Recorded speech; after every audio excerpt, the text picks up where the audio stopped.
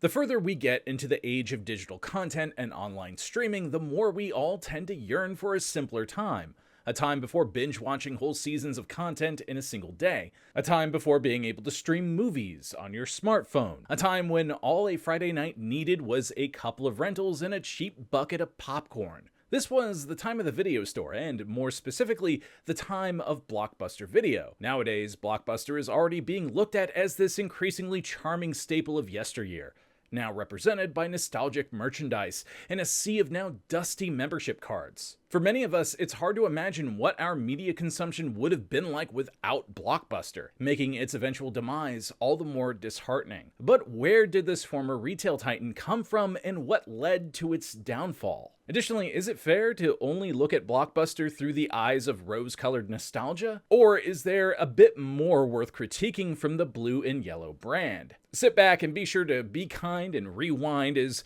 we take a look at the rise and fall of Blockbuster Video. Welcome back to About Us, the channel where we talk about the history of companies, from epic rises of captains of industry and historic falls to phoenix-like revivals. I'm your host for this episode, Eric Malachite, with a script provided by Ben Falbo, so be sure to show him some love in the comments as you deploy your likes, subscribe to the channel if you're not, and share this video with someone who loves learning about the history of companies and the people that made them household names.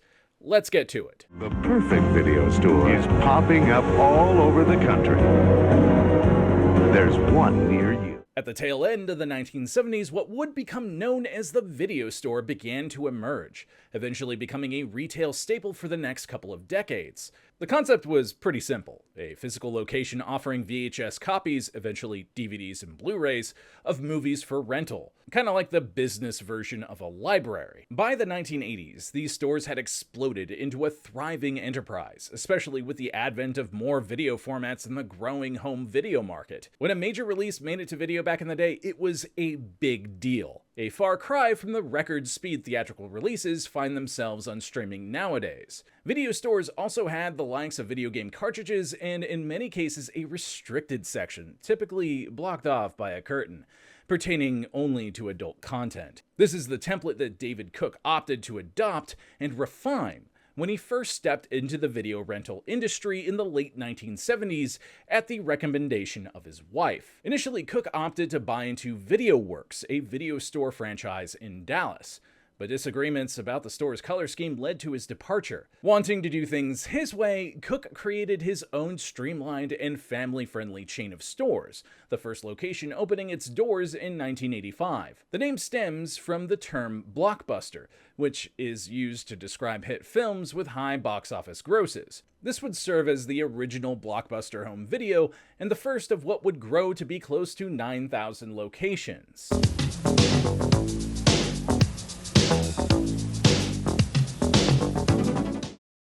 David Cook was uniquely suited for the world of video rentals, due in major part to his time running his own data service company. Though unsuccessful, his time in that industry taught him a lot about managing immense databases, something a rental-based business would benefit from. The initial Blockbuster location had an impressive inventory of 8,000 VHS and 2,000 beta tapes. Let us know if you want a video on the war between VHS and Betamax. Blockbuster had many things going for it that helped set it apart from the countless other video stores nationwide. For one, Cook opted not to feature a section for adult content, making the store a more family-friendly location and helping to cast a wider net in terms of potential customers. Additionally, there was a heavy focus on organization, making the process of finding and checking out your rentals all the easier. It wasn't too long before Blockbuster became a thriving success, meaning that Cook needed to make some big investments. Specifically, he had a $6 million warehouse built in Garland, Texas that would help get more locations stocked up and in business as soon as possible. Blockbuster was making waves, leading to a boom period that would last well into the rest of the 80s and 90s.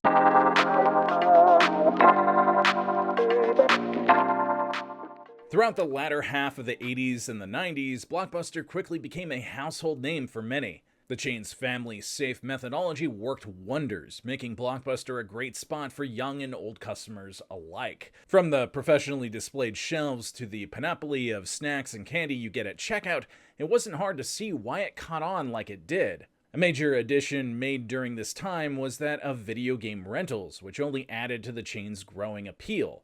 This wasn't without hurdles, however, as Nintendo attempted to sue Blockbuster in 1989 to prevent them from renting out their game titles. Nintendo ultimately lost the fight against the blue and yellow brand, making video game rentals vastly easier for other video store chains. As noted in The Making of a Blockbuster by Gail DeGeorge, another big contributor to the chain's boom period was Waste Management co-founder Wayne Huizinga. Attracted to Blockbuster's business model and emphasis on a squeaky clean presentation, Huizinga bought in and acquired several existing locations. The duo's combined business prowess proved quite formidable and resulted in a McDonald's-style explosion with new locations emerging every other day. Huizinga's other major contribution during this time was the acquisition of Major Video and other Blockbuster competitors, further tightening their grip on the market.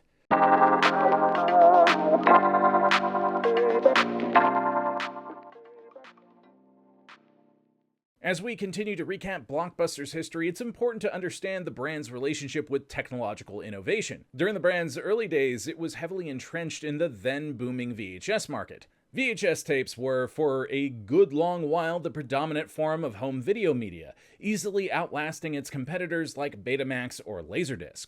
However, due to a combination of their inherent convenience and the shortcomings of those alternative formats, VHS remained king of the mountain.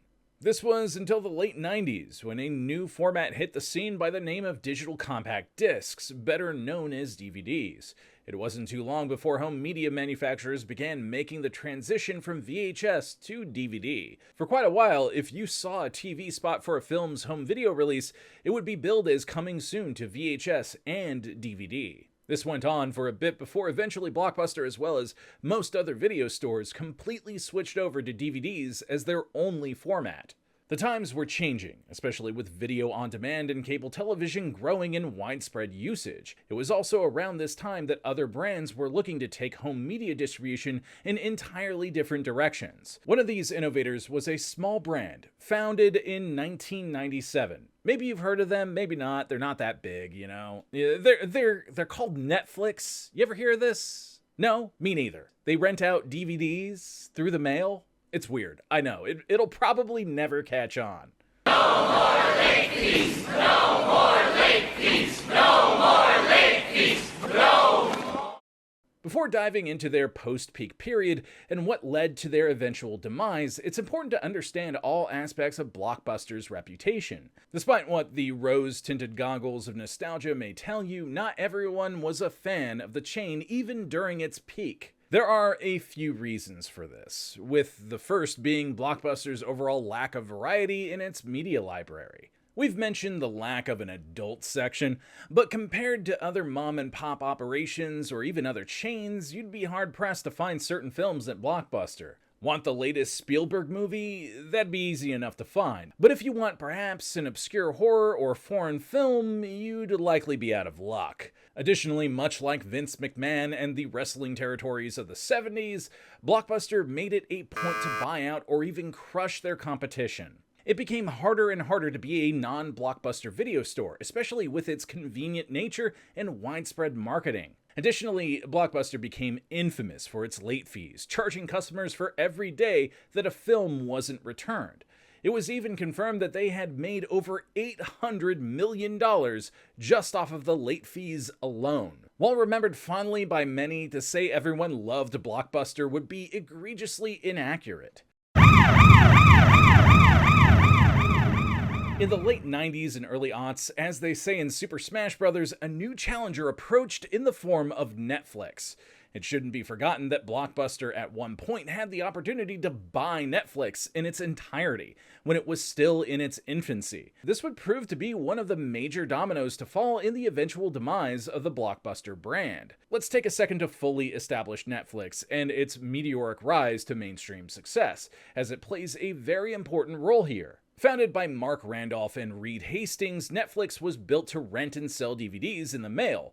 though it was eventually changed to just offering rentals. This model resulted in Netflix making $6.5 million on revenues of $272 million by the time 2003 came around. Now, popular culture would have you believe that Netflix's rise to prominence was the singular death blow for Blockbuster. But this wasn't actually the case. While a factor, no doubt, Blockbuster's attempt to integrate online DVD rentals actually went fairly well, even taking business away from Netflix, though still trailing their subscriber numbers. However, an attempt to compete further via something called Total Access, a service of Blockbuster Online, was prevented by board member Carl Icahn. This decision led to Blockbuster's growth at the time ceasing, as well as then CEO John F. Antioco being ousted. We'll discuss what actually resulted in Blockbuster's demise shortly, but needless to say, by the mid to late 2000s, things weren't looking good. There are more than a few factors that led to Blockbuster's ultimate demise, starting with the quality of its leadership's decisions. Prior to the issues stemming from attempts to compete with Netflix, there was also a widespread controversy concerning their infamous late fees.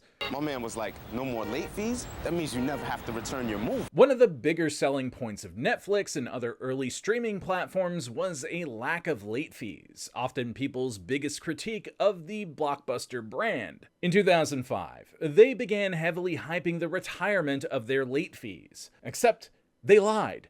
This was later proven to be the definition of false advertising, with it being revealed that their new policy resulted in users being charged full price after only 8 days, which they could only cancel by returning the item and paying an additional fee. Over 40 states ended up suing the company, which later agreed to settle the suit by promising refunds to all who were swindled by this dishonest ad campaign. As the decade marched on, more and more of Blockbuster's shareholders were jumping ship, and increasingly more physical locations were closing up shop. The death toll began swiftly, striking in 2010 when, after being delisted from the New York Stock Exchange, Blockbuster declared Chapter 11 bankruptcy. Following this, more and more areas saw their local Blockbusters sell off their inventory and close up shop for good.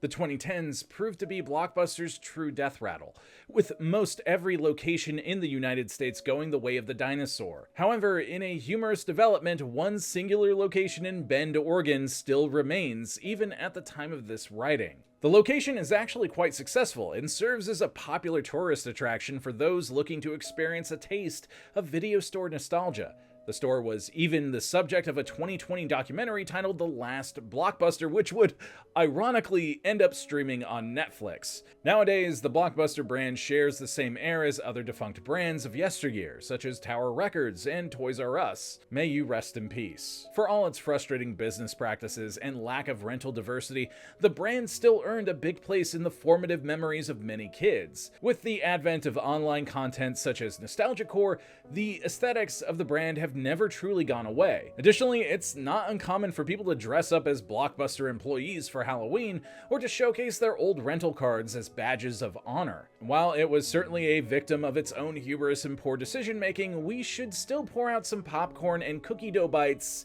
in honor of Blockbuster. I hope you learned something today, and if you enjoyed this video, please leave a like, comment your favorite thing about video rental stores, subscribe to the channel if you're not, and share this video with someone who loves learning about companies and the people that made them cultural touchstones. I'm Eric Malachite, and we'll see you next time.